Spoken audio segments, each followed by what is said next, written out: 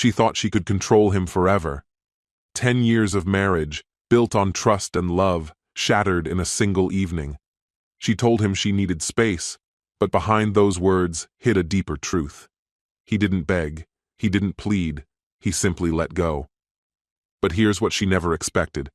Freedom can feel a lot like loneliness, and indifference can be the most painful revenge. While she embraced her new life, he quietly disappeared from hers. And by the time she realized it, it was already too late. What happens when the person who once gave you everything suddenly stops caring? Hello, my friend. I'm so glad you stopped by my channel. If it's your first time here, don't forget to subscribe and like this video, as every like truly inspires me. Please tell me which city and country you watch this video from. Now, let's get started. Fiona and I had been married for 10 years, a decade woven together not just by shared memories, but by real experiences that had shaped us. We met in college, our lives slowly intertwining from nothing, built brick by brick through struggles and triumphs. We weathered financial hardships side by side, celebrating every small success and supporting each other through every setback. I had never been under any illusions. Marriage wasn't a never-ending stream of bliss. But I had believed, with absolute certainty, that what we had was unshakable. That belief shattered in an instant, undone by a single phrase she uttered one evening. We sat at the dinner table, the sound of silverware against porcelain, the only thing breaking the silence. I had cooked spaghetti, her favorite. She barely touched her plate. At first, I thought she was just exhausted from work, burdened by stress. She seemed distracted, her movements slow and absent-minded as she twirled pasta around her fork without ever bringing it to her lips. Lowering my glass, I studied her carefully. "Fiona, are you okay?" She released a long breath, her gaze fixed downward. And then, in a voice that seemed to pull the air straight from my lungs, she said, "Xander, I need some space."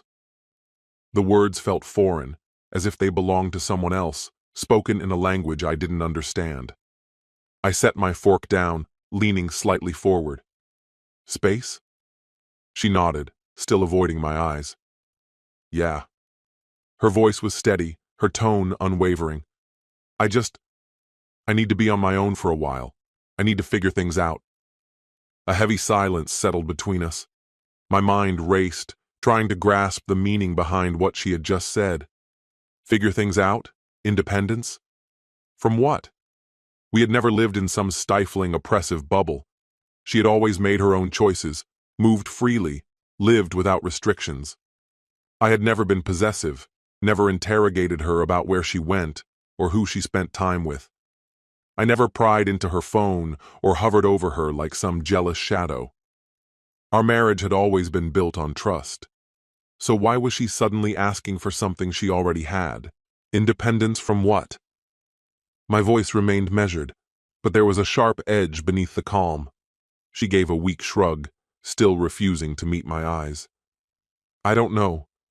I just feel stuck."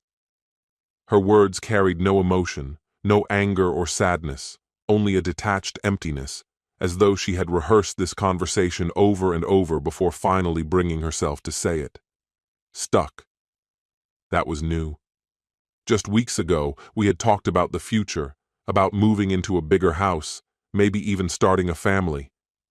She had smiled at the thought. And now, suddenly, she was trapped? I could have demanded an explanation, pushed her for answers, fought to fix whatever problem had surfaced without warning. But I didn't. Because deep inside, I knew. This wasn't about space. It wasn't about independence. Something else was at play. And so, instead of clinging to her, I did the last thing she expected. I let go. "All right," I said, leaning back in my chair. She hesitated, her grip tightening around her fork. "Wait. What? You need space? Take it." Her eyes widened slightly, caught off guard by how easily I agreed. I could see it, the flicker of uncertainty, the brief flash of doubt. This wasn't the reaction she had expected. Maybe she had anticipated resistance, pleas, a desperate attempt to keep her from slipping away. Maybe she had wanted to feel irreplaceable. But I refused to play that role. And for the briefest moment, something shifted in her expression. Perhaps she had imagined a scenario where she could ask for distance while keeping me tethered, waiting, ready to catch her if she decided to return. But that wasn't going to happen. That night, everything between us changed. At first, she seemed almost liberated. She started going out more, staying out later. Her wardrobe changed, new dresses, higher heels, styles she had never worn before. And then there was her phone. Before, she had left it lying around, untouched and unlocked, notifications flashing freely. Now, it was always in her hand, always buzzing. And if I walked into the room, she would tilt the screen away or lock it immediately. I said nothing. I stopped asking where she was going, stopped waiting up for her when she came home late, stopped checking in. And she barely seemed to notice. For a while, she thought she had won. But people who chase freedom rarely anticipate how empty it feels when they finally have it. And that's exactly what started happening.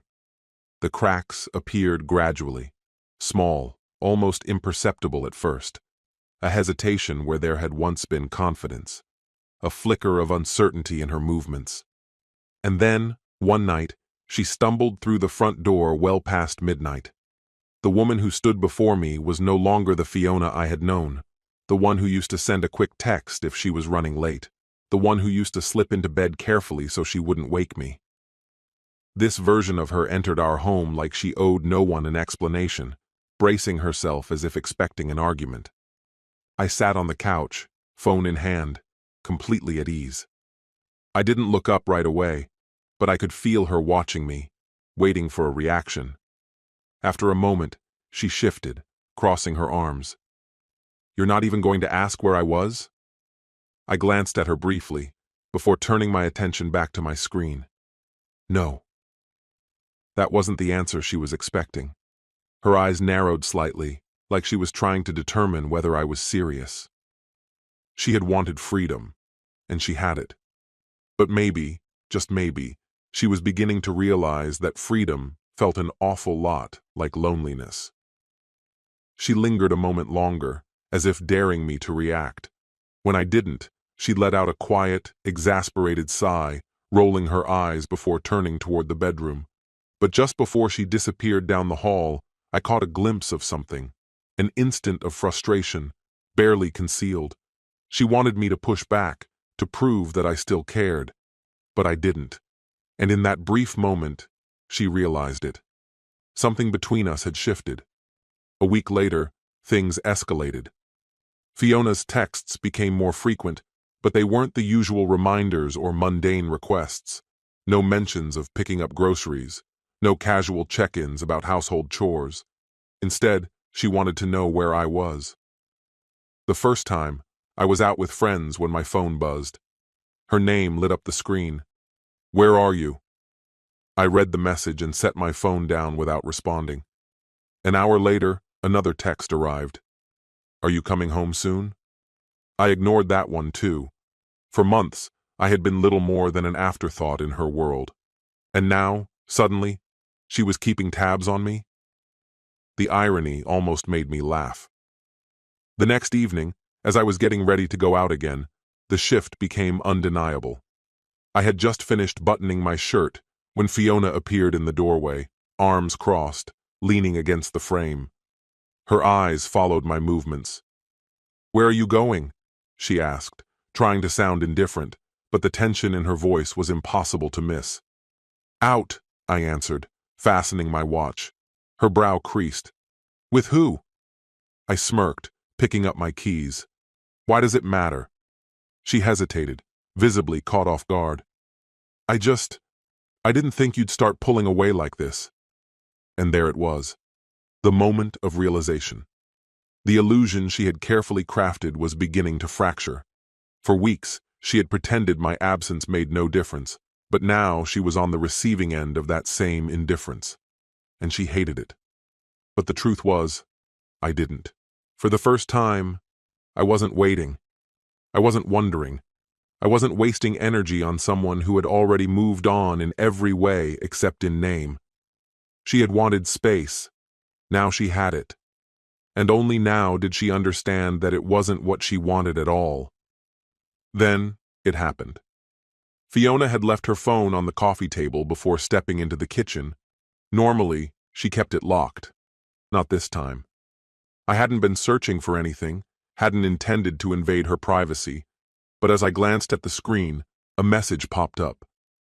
I miss you. When can I see you again?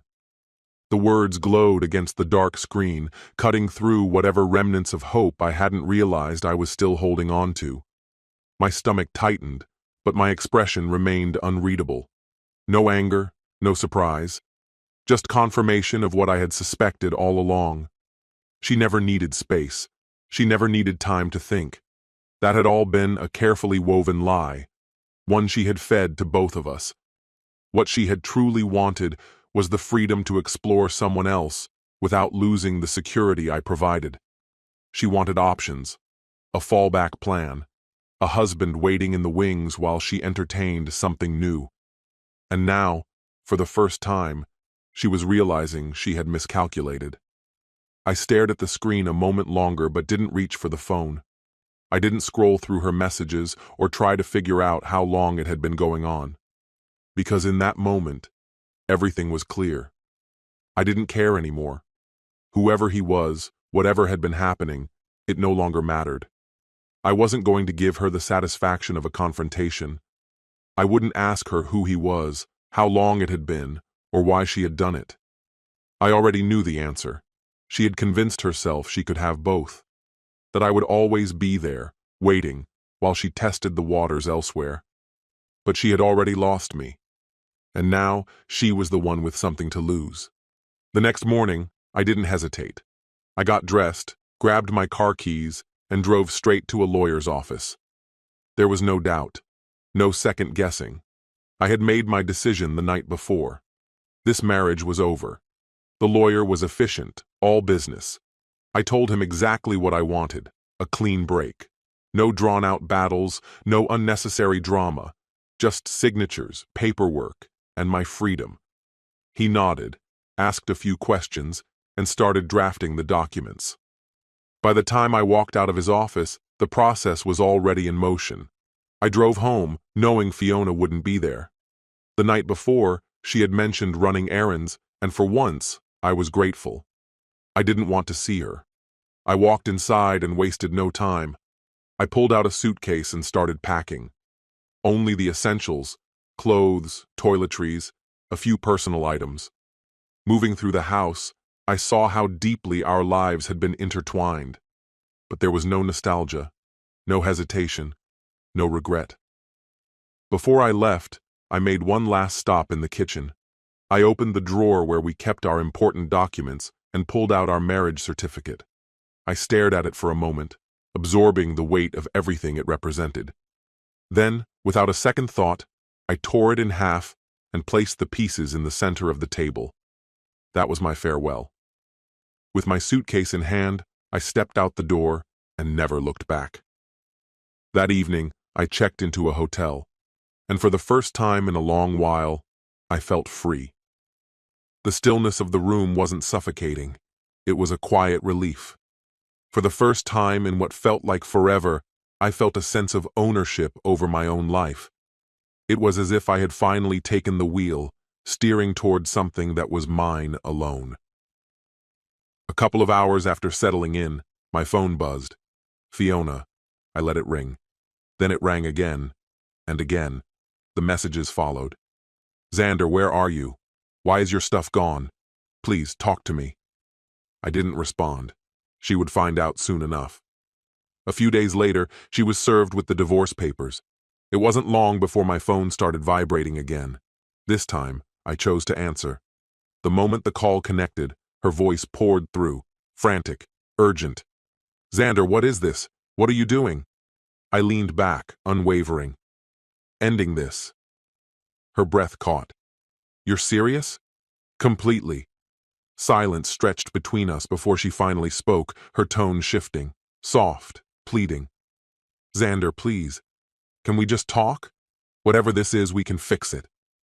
A humorless chuckle escaped me. "Fix it? You are the problem, Fiona. And I know." Another pause. Then, in a voice barely above a whisper, she asked, "Know what?" I didn't sugarcoat it. I didn't soften the impact. I told her the truth, cold and sharp. "I know you've been cheating." A sharp inhale. "Xander, I didn't let her finish. "That's why you needed space, right? That's why you wanted independence? To figure things out?" I exhaled, already drained by this conversation. Turns out I needed space too, and I figured out that I don't need you. The tears started, calculated and performative. I made a mistake. I wasn't thinking clearly. "That's your problem now." "Xander, please don't do this." I said nothing. I ended the call and blocked her number. Then I shut off my phone, leaned back in my chair, and for the first time in years, I smiled. My life was finally mine again. The divorce was swift, no dragged-out fights, no last-ditch efforts to hold on. She didn't contest it, probably knowing she had no real ground to stand on. When it was over, I moved forward. A new job came along, and for the first time, I was living for myself. Months passed. Fiona became nothing more than a distant memory, a lesson learned. Then, one evening, I ran into her at the grocery store. She looked different. Not bad, just worn. Like someone who had spent too much time chasing something that was never really there. She saw me first, hesitated, then, as if deciding there was nothing left to lose, walked over. "Xander." Her voice was cautious, her smile small. I acknowledged her with a nod. "Fiona." Her gaze flickered to my cart before returning to my face. "You look good." "Thanks." I didn't return the compliment. She shifted on her feet, exhaled, then spoke. "Look, I wanted to say I'm sorry." I raised an eyebrow. "For what exactly?" She swallowed. "For everything. For taking you for granted. For making the worst mistake of my life." A pause. Then, almost as an afterthought, she added, "It didn't work out with him." I nearly laughed. "Of course it didn't." She took a deep breath. "I don't expect you to forgive me, but maybe we could try again?" I studied her for a long moment before shaking my head. "No, Fiona. We can't." Her face fell. "Xander, please." I cut her off. "You lost me, and there's no coming back from that." Her shoulders sagged. She looked like she had more to say, but simply nodded, blinking back tears. "I get it." I gave her one last look before turning away. As I left the store, I felt no anger, no regret, just freedom. This story has come to an end. In relationships, trust is not an endless resource. When one person decides to take a break, they must be prepared for the other to learn how to live without them. Love is not something you can put on hold while searching for something better. This story is a lesson about the value of loyalty and the consequences of betrayal. Sometimes, when you think you can leave and come back anytime, you realize you've been left behind alone. Don't play with someone's feelings.